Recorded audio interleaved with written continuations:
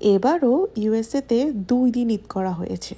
কিছু মানুষ আছে যারা সৌদিকে ফলো করে, তারা সানডেতে 16 তারিখ ঈদ করেছে। আর আমরা যেহেতু ইউএসএতে ফলো করি, যেহেতু এখানকার চাঁদের উপর ডিপেন্ড করে আমরা ঈদ করব, তাই আমরা 17 তারিখে ঈদ করেছি। বলতে গেলে 100% পিপলের থেকে 99% পিপল সানডেতে ঈদ করেছে, আর কিছু সংখ্যক মানুষ তারা হচ্ছে মানডেতে ঈদ করেছে।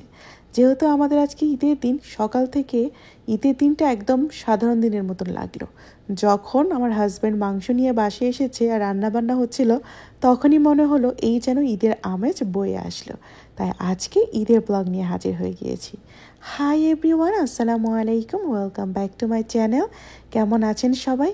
সকালে ঘুম থেকে ওঠার পর মনটা খুবই খারাপ ছিল। স্পেশালি ঈদের দিনগুলোতে আমি আমার ফ্যামিলি মেম্বারদেরকে খুবই মিস করি। আজকে সকালটা একদম সাধারণ যেমন সকাল হয় ঠিক তেমনই লাগলো। সকালে ঘুম থেকে ওঠার পর খুব টায়ার্ড লাগছিল। ভাবলাম কি রান্না করি। এই প্রথম আমি কখনো রান্না করিনি, হতেই পারে না ঈদের দিন। ঈদের দিনে সকালবেলা যেমন লাচ্ছা সেমাই, নুডলস, বিভিন্ন ধরনের খাবারের প্রিপারেশন করতাম সব সময়, বাট এবার যেন মনটা যেহেতু খারাপ ছিল আর ঈদে আগের দিন মানুষ করে ফেলেছে আর আমরা করলাম পরের দিন, সেইটা নিয়েও মন খারাপ হওয়ার কারণে একদম রান্নাবান্না শুরু তো করিনি। তারপরে ভাবলাম কোরবানি তো দিচ্ছি, আর আমার হাজব্যান্ড যেহেতু নামাজ পড়তে গিয়ে ওখান থেকে কোরবানি দিতে চলে গিয়েছে ফিলাডেলফিয়াতে, তাই ভাবলাম ও আসার আগে কিছু কাজ এগিয়ে রাখি, অন্তত ঈদের একটা আমেজ তো বুঝতে পারবো। তো সকালে কফিটা খেয়ে তারপর কাজে লেগে গেলাম। মোহাম্মদকে ঘুম পাড়িয়ে দিয়েছি। এখন হলো ভুনা খিচুড়ি করব। তাই ভুনা খিচুড়ির জন্য প্রথমেই মুগ ডালটাকে একটু ভেজে নিয়েছি, এরপর মসুরের ডাল, মুগ ডাল আর পোলাও চাল দিয়ে এটাকে মিক্স করে পাশে রেখে দিচ্ছি। এখন নিয়ে নিব বেশ কিছু মশলা, যাতে গরুর মাংস আর এই ভুনা খিচুড়ি রান্না করতে আমার হাতের কাছে থাকবে। এখানে গরম মশলার জন্য আমি নিয়ে নিয়েছি স্টার আনিস, তেজপাতা, দারচিনি, এলাচ, লবঙ্গ, গোলমরিচ আর জয়ত্রী। এই মশলার প্লেটটাও রেডি করে রাখলাম, যাতে খুব সহজে তাড়াতাড়ি রান্না করতে পারি। তারপর কেটে নিচ্ছি পেঁয়াজ। আমি যেহেতু সকালবেলা তেমন কিছু ব্রেকফাস্ট করিনি, তাই ভাবলাম দুপুর 1-2 বেজে গিয়েছে, এখন একটু লাঞ্চ করব। তো একটু শুটকি ভাজবো, একটা শুটকির পেস্ট আছে ঘরের মধ্যে, চাপা শুটকির, সে চাটনিটাকে রেডিমেড, তো সেটা বানাবো। তার জন্য এখানে আমি পেঁয়াজ কেটে নিয়েছি, আর যেহেতু গরুর মাংস আর ভুনা খিচুড়িও করব, তার জন্য এক্সট্রা কিছু পেঁয়াজ কেটে নিয়েছি। তো এখানে একটা ফ্রাইং প্যানে আমি এবার দিয়ে দিলাম কুচনো পেঁয়াজ আর কুচনো রসুন। কিছুক্ষণ এটাকে ভেজে নিয়ে এরপর দিয়ে দিব প্রায় 2-3টার মতন কাঁচামরিচ। চাইলে এখানে শুকনো মরিচের গুঁড়াও দেওয়া যাবে। এখানে হিদলের যে চাটনির একটা আমি বয়ম কিনে নিয়ে এসেছিলাম একটা বাঙালি দোকান থেকে, যেটা রেডিমিক্স, যারা শুটকি খেতে অনেক সময় ইচ্ছে করে, ক্রেভিংস করে, তাদের জন্য হলো এই ভর্তাটা। তো এটাকে আমি সব সময় দেখা যায় এভাবে বানিয়ে তারপর খাই, সাথে একটু ধনিয়া পাতাও দিই, তাহলে খুব সুন্দর একটা ফ্লেভার কাজ করে। আর সকাল থেকে কেন যেন একদম অন্য কিছু খেতে ইচ্ছে করছিল না, খুব ভর্তার ক্রেভিংস করছিল। আসলে আমাদের বাসায় যখন রোজার ঈদ হতো, রোজার ঈদে দেখা যেত মা বিভিন্ন ধরনের পোলাও, রোস্ট, মাংস রান্নার পাশাপাশি একটা লাল লাল করে শুটকির ভর্তা রেডি করতো। তো সেইটা খাবারই খুব ক্রেভিংস করছিল, আর যেটা হাতের কাছে ছিল সেটাকে আরেকটু মজা করে সকালের আর দুপুরের খাবার একবারে ব্রাঞ্চ করে নিলাম।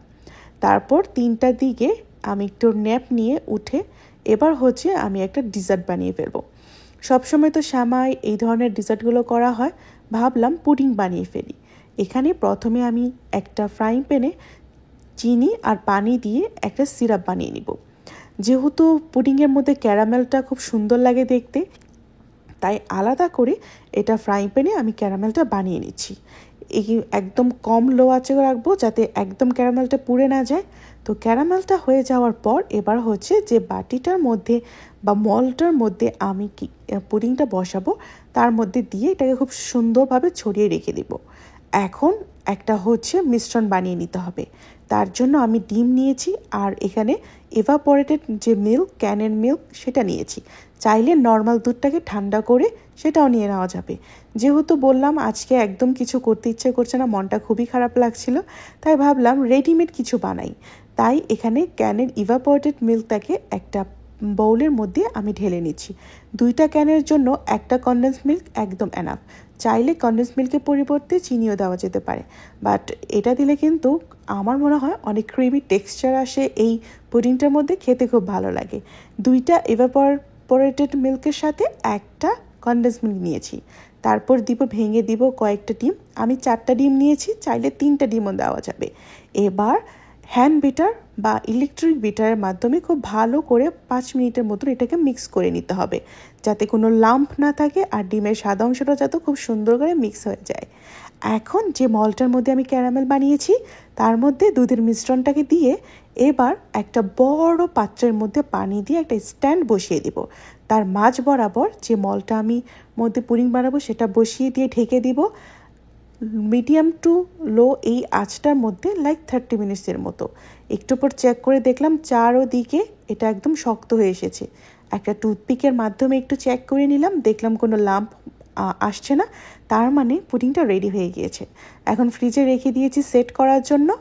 এখন বানিয়ে নিব হলো ভুনা খিচুড়ি। মোহাম্মদের বাবা ফোন করে বলল যে তারা অন দ্য ওয়েতে খুব তাড়াতাড়ি চলে আসবে, তাই ভাবলাম এখানে ভুনা খিচুড়িটা বসিয়ে দিই, আর মাংসটা নিয়ে আসলে সাথে সাথে একদম মাংসটা বসিয়ে দিব। তাই আমি এখানে ভুনা খিচুড়িটা রান্না করছি। ভুনা খিচুড়ির জন্য প্রথমে আমি সয়াবিন তেল নিয়েছি, তারপর পেঁয়াজ দিলাম, গরম মশলা দিলাম, কিছুক্ষণ ভেজে নিয়ে এবার লবণ দিয়ে দিয়েছি।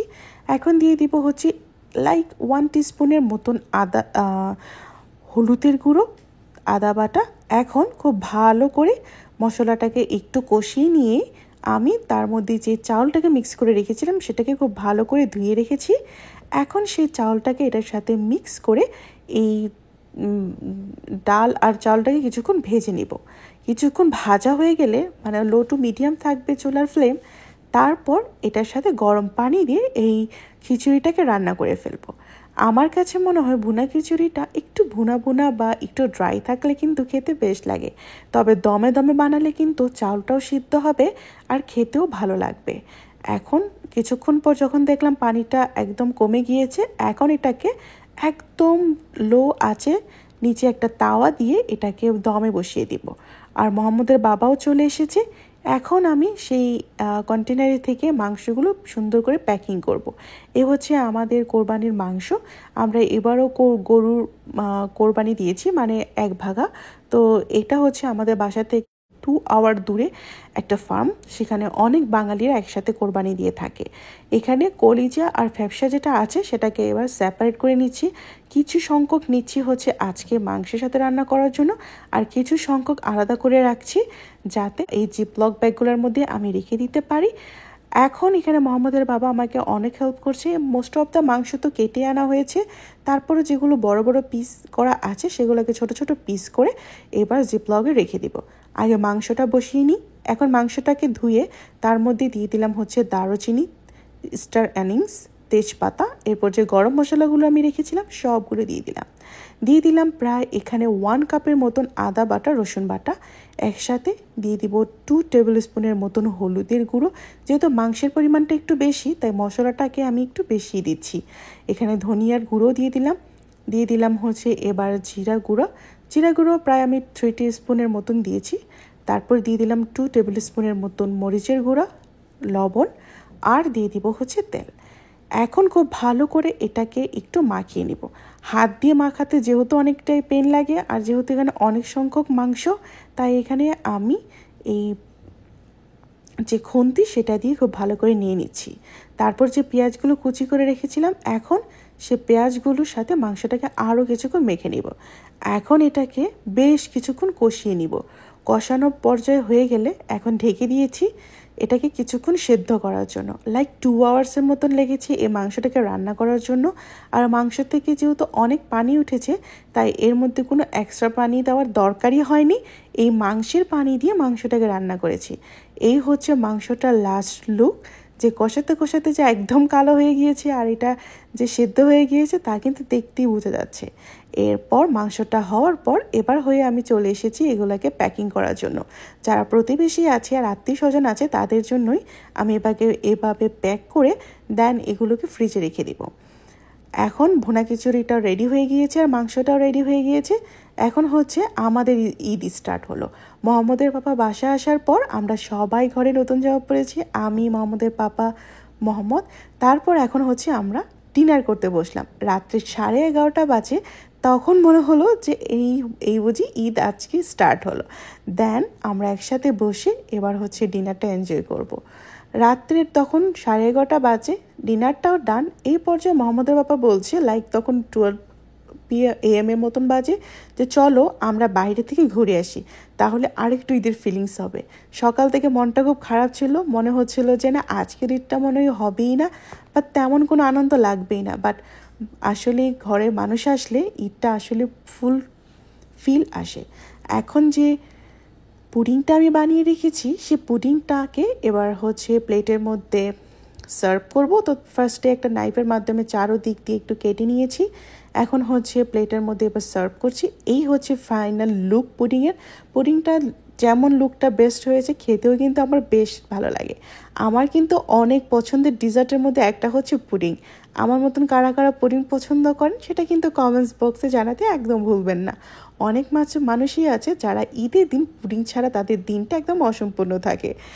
আমি এই প্রথম মনে হয় কোনো ঈদে স্পেশালভাবে বানালাম কোনো ডিজার্ট না বানিয়ে। মোস্ট অফ দ্য টাইম দেখা যায় অন্যান্য ডিজার্টগুলোই বেশি বানিয়ে থাকি। এখন হচ্ছে ডিজার্টটা সার্ভ করেছি। ডিজার্ট খেয়ে দেন আমরা যাব একটু বাইরে হাঁটাহাঁটি করতে। অলরেডি আমেরিকার অর্ধেক মানুষ ঘুমিয়ে পড়েছে, বাট আমাদের যেহেতু ঈদ স্টার্ট হয়েছে তাই ভাবলাম বাইরে থেকে ঘুরে আসি। আর ঘরে এই মোহাম্মদের পাপা এই হোমমেড একটা আইসক্রিম কিনে এনেছিল মসজিদ থেকে, সেটা নিয়ে আমরা এবার হচ্ছে বাইরে যাব। মোহাম্মদ যেহেতু নতুন ড্রেস পরেছে তাই সে ভাবছে বাইরে যাওয়ার টাইম হয়ে গিয়েছে, এই জন্য সেও রেডি আমাদের সাথে বাইরে যাওয়ার জন্য। তো এখন হচ্ছে আমাদের অ্যাপার্টমেন্টের সামনে কিছু চেয়ার আছে, টেবিল আছে, সেখানে বসে আমরা এবার একটু আইসক্রিম খাবো আর রাতের ভিউটাকে এনজয় করব। এভাবেই কেটে গেল আমাদের আরও একটা দিন।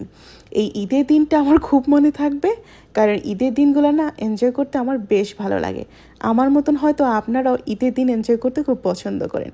আলহামদুলিল্লাহ ঈদ পুরো দিনটার জন্য ভালো থাকবেন সবাই। দেখা হবে নেক্সট ব্লগে। Thank you so much everyone এতক্ষণ পুরো ব্লগটি দেখার জন্য। আপনাদের ঈদ কেমন কাটলো সেটা কমেন্টসে জানাবেন। আল্লাহ হাফেজ।